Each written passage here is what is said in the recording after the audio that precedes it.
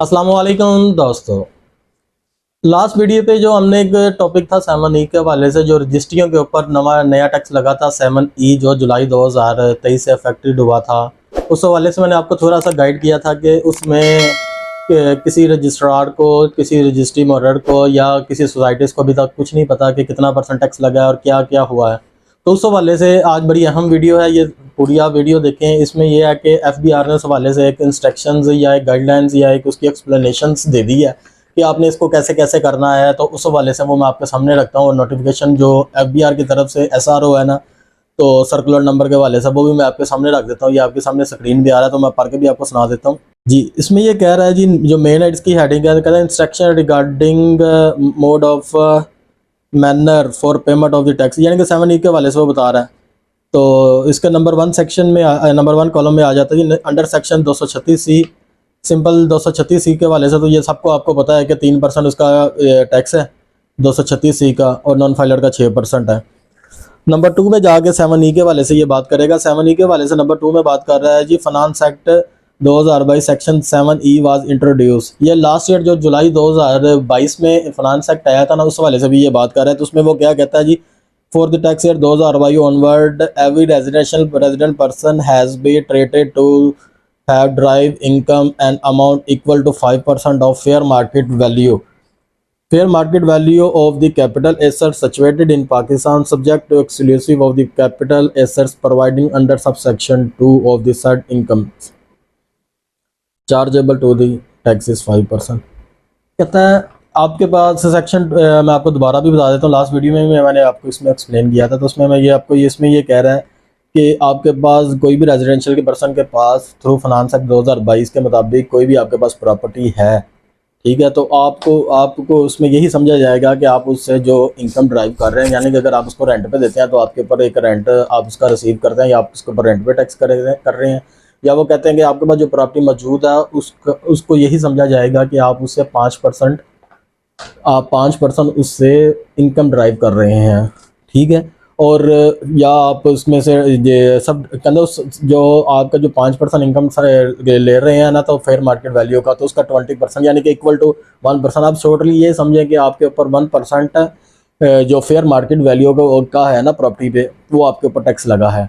ये जो इसका 2 कॉलम है, ये चीज़ उसने एक्सप्लेनेशन किया उस हवाले से, ठीक है। इसके ये लास्ट पे आप मेंशन भी कर सकते हैं, affected rate 1% of Mayar market value, यानी कि सिंपल उन्होंने एक्सप्लेनेशन करके बता दिया। 5% 20% में कन्फ्यूजन थी उसमें, तो उसमें उन्होंने ये सिंपल ये कह दिया कि आप 1% फेयर मार्केट वैल्यू का टैक्स पे करेंगे, ठीक है जी। अब ये था फाइनेंस एक्ट 2022 के हवाले से। अब 23 के हवाले से जो अभी आई है, उसमें उन्होंने बता दिया जी, नंबर 3 में finance act 2023 has introduce a new subsection 2A in section 236C में 2 एक नया सेक्शन लगा दिया गया है, जिसके मुताबिक which places a bar of the transferring authority for registering according to attesting transferring of immovable property. ये भी लास्ट टाइम आपको मैंने बता दिया था, इसको सेक्शन को भी पढ़ के उसके ऊपर ये टैक्स लगाया है।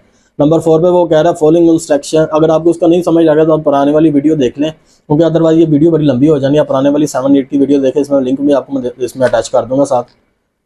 अच्छा, नंबर 4 पे कह रहा है new following instructions are issue for salting for situation arising out the change in law prescribe mode form the manner. कहना जो नीचे वाली जो इंस्ट्रक्शंस आ रही हैं ना, ये इस हवाले से जो चेंजिंग है ये बता रहा है उसमें ना, वेयर द सेलर और ट्रांसफ़र इज़ ऑन ATL। ये बड़ा अहम है, ये इसके 4-5 पॉइंट है, तो मैं आपको ये सारा एक्सप्लेन करके बता देता हूँ। ये बड़े अहम है, आपने इनको बड़े ध्यान से सुनना ये चीज़ें, ठीक है जी। नंबर वो क्या ये नीचे ये इसमें बता रहा है कि नंबर 1 में कह रहा है इफ़ द सेलर या transfer has not already paid tax under section 7E along with his income tax return filed for the tax year 2022।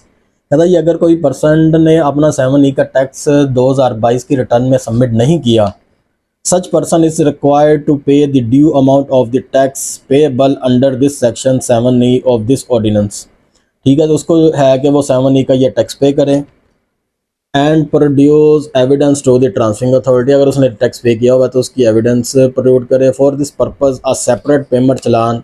अगर जिसने नहीं पे किया तो उसमें उसने सिंपल मैं आपको जो एक्सप्लेनेशन में करना कहता है कि उसमें अलग एक, जैसे आप 236 या दो बाकी टैक्स चलान बनाते हैं, इसी तरह उसने कहा है कि 200 क्या कहते हैं 7E का एक अलग पोर्टल दे दिया गया, जिसमें जब आप चलान बनाते हैं तो उसमें लहदा कॉलम या लहदा हिंट आप उसको करें और उसका 7A का चलान बना लें।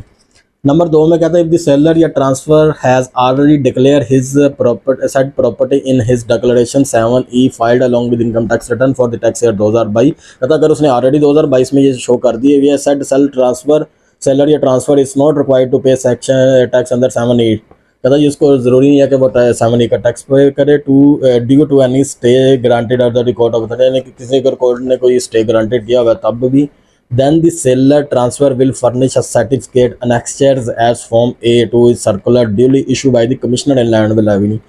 कहता जी फिर आपको उसने फॉर्म ए भी एंड पे आपको बता देता हूँ कि उसमें क्या क्या ये बिल्कुल लास्ट पे आएगा 7A का फॉर्म ए। उसमें वो कह रहा है कि आप उसको इशू फाइल फिल करके कमिश्नर के बाद ड्यूली साइन करवाएं। This certificate issued by the commissioner in land review will be treated evidence of the purpose and extend the new arising 728 section। कहते हैं जो आप फॉर्म ए फिल करके उसको सबमिट करेंगे तो वो आपको एक सर्टिफिकेट जारी कर देगा कमिश्नर एलिमेंट कमीशन, यानी कि जो आपका आरटीओ अगर आप मिसाल के तौर पर लाहौर में है और आपका आरटीओ मुल्तान है तो आप मुल्तान वाले आरटीओ को फॉर्म ए कर देंगे जाके, वो आपको उसमें चेक करेगा कि आपने 7E का टैक्स किया हुआ या नहीं किया हुआ, तो वो आपको फॉर्म ए डेली साइन कर देगा, यानी कि एक सर्टिफिकेट बना के दे देगा यार इसका ये क्लियर है, और तब जाके आपकी ये रजिस्ट्री ट्रांसफ़र होगी।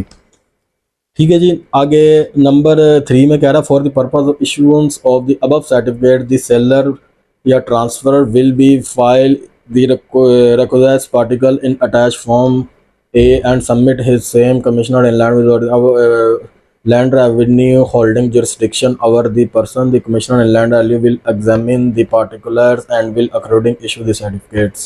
कहता जी इस हवाले से आप वही जब मैंने आपको ऊपर बता दिया कि आप जो उसकी रिक्वायरमेंट होगी आपने फॉर्म ए के साथ अटैच करनी है। अटैच करने के बाद आप कमिश्नर के पास जो आपका रेलिवेंट कमिश्नर है, यानी कि जो आप एनटीएन जब आपने बनाया होगा ना उसके ऊपर आरटीओ लिखा होगा, आरटीओ लाहौर है को जो भी है उस हवाले से जो आपका कमिश्नर है ना आपने उसके पास जाना है, उसको फॉर्म देना है, वो तब सारा कुछ देखेगा तब आपके जाके वो सर्टिफिकेट इशू करेगा।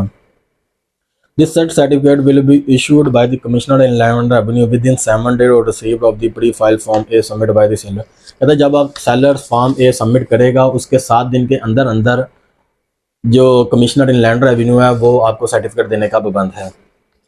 If property owner is more than one person, each property shall be discharged liability under 7A with respect of his और is respect share in this side property और मोड। कहता है अगर आप एक प्रॉपर्टी के owner एक से ज़्यादा हैं तो वो अपनी लाइबिलिटी के हवाले से 7A का फॉर्म फिल करेंगे या उसका टैक्स पे करेंगे। कहता है वेयर द सेलर या transfer is non ATL person such person, तो उसमें कह रहा है such person required to pay the due amount of simple. उसमें वो यही कह रहा है कि जब वो चलान बनाएगा तो उधर जाके जब 7A के कॉलम में वो लिखेगा कि क्या है मतलब इतना इतना मेरी ये प्रॉपर्टी है और ये सारा कुछ है, तो उसके हवाले से जो सेक्शन है ना जिसमें चलान आप बनाएंगे तो खुद ही वो बता देगा कि इसका नॉन फाइलर का क्या रेट है। अभी इनको भी इस हवाले से कुछ नहीं पता ना ही, अभी मैंने पोर्टल पे चेक किया तो 7A का अभी तक कोई भी नहीं आ रहा है कि जहाँ जिसके तहत आप कोई चलान क्रिएट कर सकते हैं, क्योंकि ये अभी उन्होंने ये सर्कुलर ही जारी किया, अभी उसमें कोई वर्किंग नहीं हुई जहाँ हम चलान बनाते हैं EFBR में। तो बाकी नंबर 5 में इस कह रहा है this instruction has been issued for uniform application of the procedure of transferring authority based on the feedback of the monitoring procedure. बस वही सिंपल यही कह रहा है कि जो मुझे फीडबैक था उस वाले से ये मैंने किया। तो ये काफ़ी चीज़ें इसमें क्लियर हो गई हैं 7A के हवाले से। तो बाकी फॉर्म ए ये अब आपके सामने आ रहा है। फॉर्म ए में सिंपल वो कह रहा है certified the purpose of section 236C for prescribe the seller transfer. इसमें आपने नेम अपना बताना है, एड्रेस बताना है, NTN बताना है, CNIC बताना है, लोकेटेड है पार्टिकुलर शॉप पे आने का आपने प्रॉपर्टी की डिटेल इसमें मेंशन करनी है। ठीक है, प्रॉपर्टी लैंड स्क्वायर कनाल जितने भी स्क्वायर फीट है उसका एड्रेस, ठीक है, उसमें कहाँ कहाँ वाक़ है। तो बाकी amount of tax paid under 7A for this purpose, अगर कह रहा है 7A का आपने वैल्यू डिक्लेयर किया वो लगाएं और उसका टैक्स बताएं, या आपने खुद ही ये सारा कुछ फिल करके उनको देनी है कि मार्केट वैल्यू कितनी है आपकी। बाकी वो चेक करेंगे, अगर ये ऐसा है तो ठीक है। Whether execute under section 7E claimed, कहते हैं अगर आपने रिटर्न में किया तो क्लेम किया या या नो, आपने इसके ऊपर क्लिक करना है। Reason for exclusion please specified कर देंगे आपका रीज़न है कि अगर आप हम इसको छोड़ें तो उसकी क्या है। तो आगे नीचे वेरिफिकेशन है और ये सिंपल से ये एक सिंपल सा फॉर्म है, इसमें कोई खास इश्यूज़ नहीं है। इसमें सिंपल आपने डिटेल मेंशन करके अपने कमिश्नर को देनी है और आपको 7A के वाले से वो एक सर्टिफिकेट जारी कर देगा तब आपकी रजिस्ट्री पास होगी। तो ये सारी चीज़ें रजिस्ट्रार के पास भी इसी तरह ही होंगी। और जो क्या कहते हैं DHA वाले हैं या हॉर्स सोसाइटीज़ वाले हैं, जो लास्ट टाइम आपको बताया था कोई एप्लीकेशंस मसलन एक एफिडेविट आपसे ले रहे थे स्टाम्प पेपर पे कि जो लाइबिलिटीज़ होंगी वो आपकी, अब ये सारा सिलसिला क्लियर हो गया। तो अब आपको फॉर्म ए ड्यूली साइन करवाना पड़ेगा कमिश्नर से, ठीक है, जिसमें आपने अपनी डिटेल मेंशन करनी है। तो ये थी एक छोटी सी वीडियो 7E के हवाले से। उम्मीद आपको पसंद आई होगी। बहुत शुक्रिया।